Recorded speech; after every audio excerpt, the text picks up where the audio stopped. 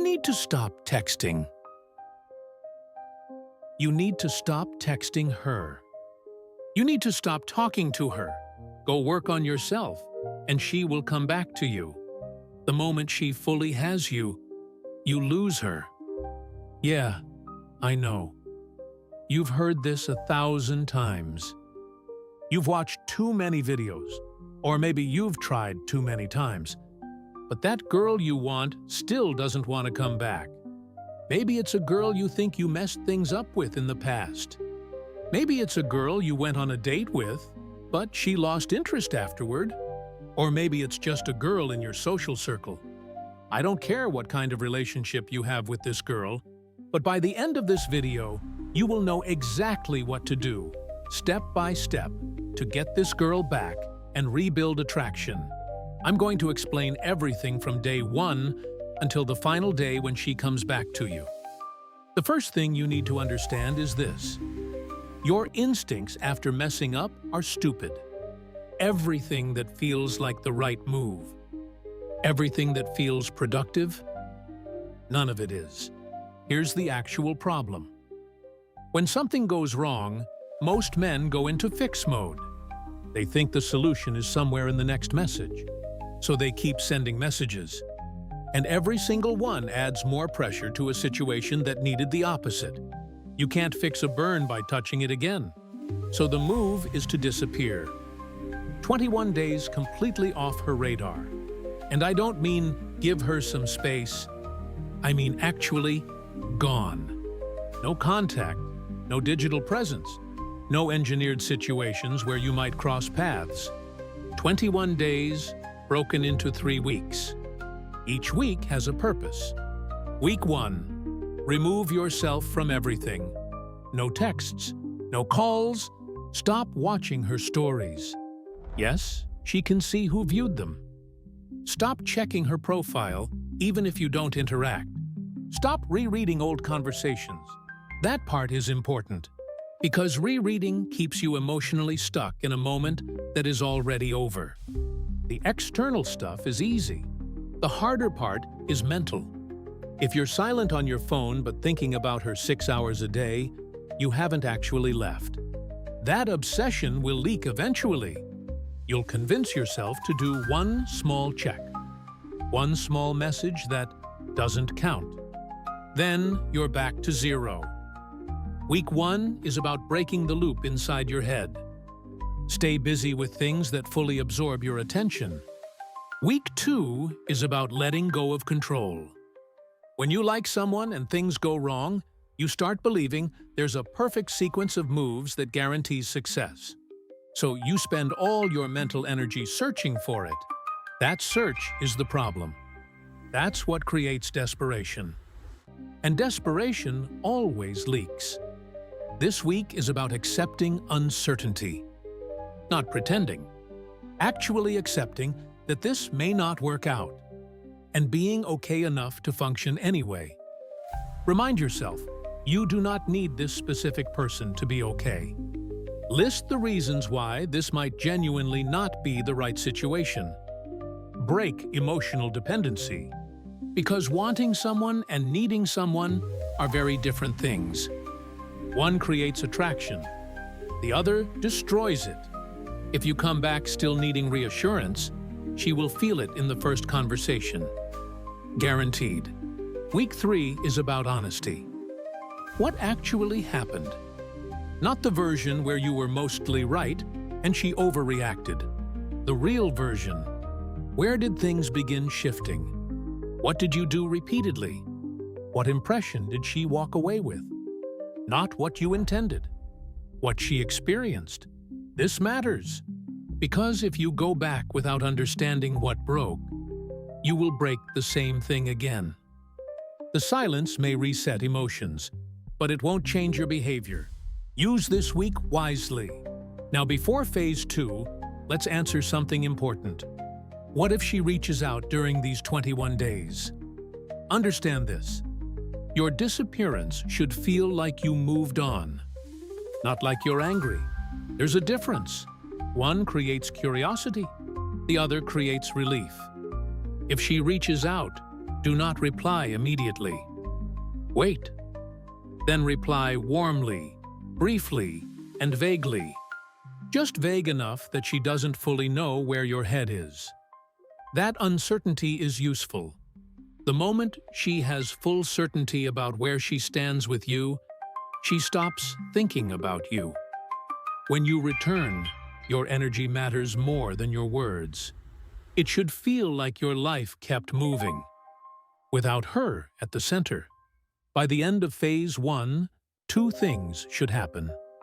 Her emotional memory begins fading because you stopped reinforcing it.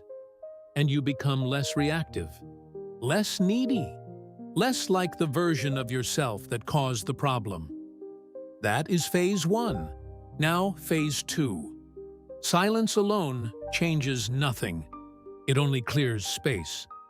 What you do after that is what matters. If you return as the same person she already categorized, nothing changes.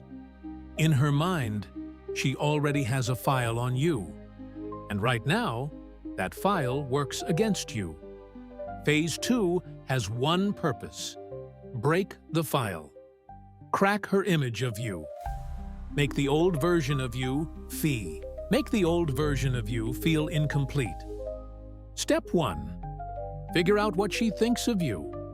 What were you before things went wrong? Too nice? Too available? Too passive? Too predictable? Be specific. Because the interrupt must be the opposite. Step 2. Come back different. Not fake, not performative. Subtle. If you were too nice, show some edge. If you were passive, become direct. If you were predictable, become less readable.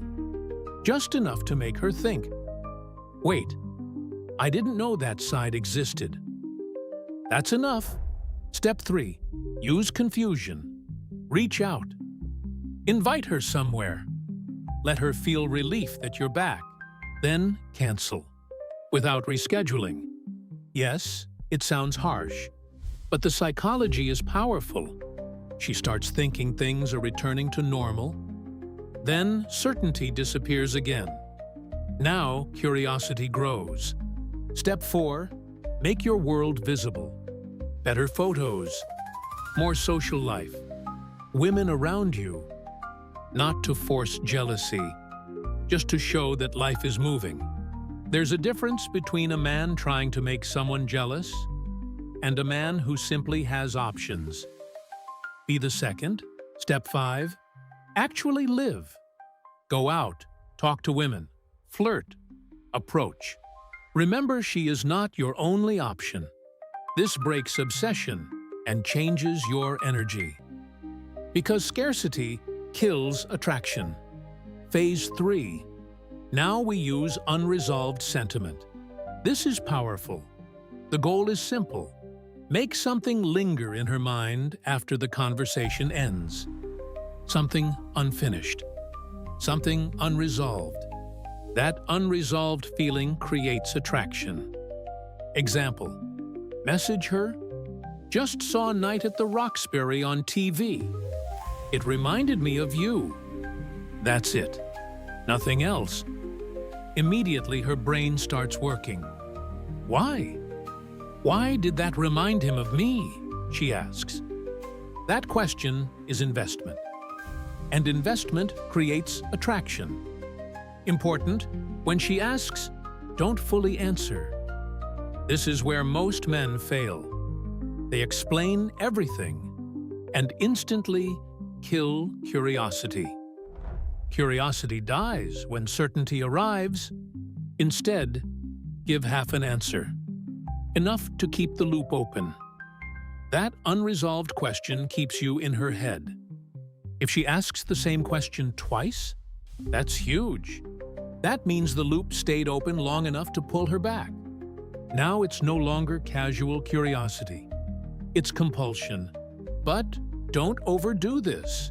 Don't become fake mysterious. If every message sounds cryptic, it becomes annoying. Most of the conversation should stay normal. You only need occasional open loops. That's enough. Phase 4. Now you pull back. Yes, again. Because attention loses value when it becomes constant. People don't appreciate oxygen until there's less of it. Reduce your effort by 60 to 75%.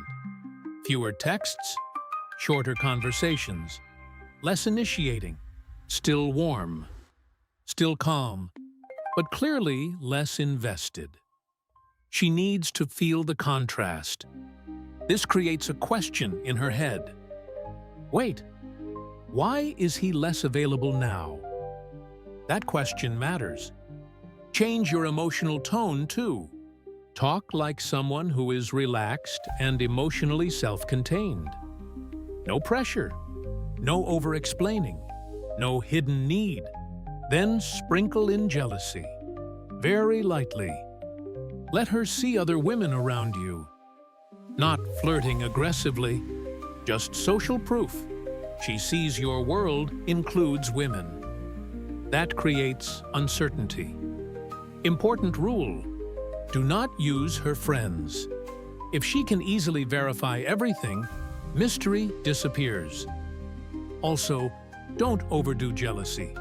3 to 5 women visible is enough. More than that, and she may assume you've fully moved on. That kills momentum. Phase 5. This is execution.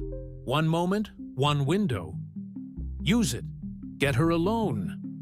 One-on-one is ideal. Not necessarily a date. Just a setting where it's only you and her. Now, stop waiting for perfect signals. Most men lose here. They wait for a giant sign. Something obvious. That sign rarely comes. Here's the truth. If she agreed to be alone with you, that is already the signal. She could have said no. She didn't. Trust that. Now, make the move. Go for the kiss. It's direct, clear, not overly aggressive.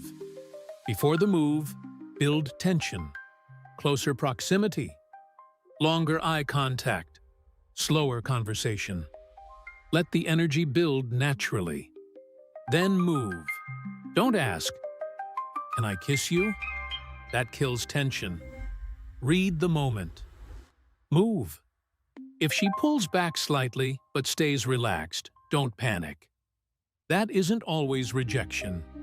Sometimes tension just needs more time. Stay calm. Let the moment return. And do this in one encounter. Don't drag it across multiple meetings. The emotional buildup has an expiration date. Use it. Everything you've done was preparation for this. The reset, the pattern interrupt, the open loops, the detachment, all of it leads here. This moment confirms or destroys the image you created. If you built the image of a grounded, bold, emotionally independent man, then freeze here. The image collapses. But if you act, everything clicks. The attraction becomes real, even if it doesn't go perfectly. Acting and failing is better than never acting. At least you moved. At least you were bold. The real failure is hesitation. Fortune favors boldness. And this is the only phase where boldness matters more than strategy. Final phase? Start the relationship. Maintain it. And don't repeat the mistakes that made you lose her in the first place. Dark Female Psychology has over 100 videos breaking all of that down in detail. Go through them, and you'll understand everything from beginning to end. This is Dark Female Psychology. Like and subscribe to Dark Female Psychology.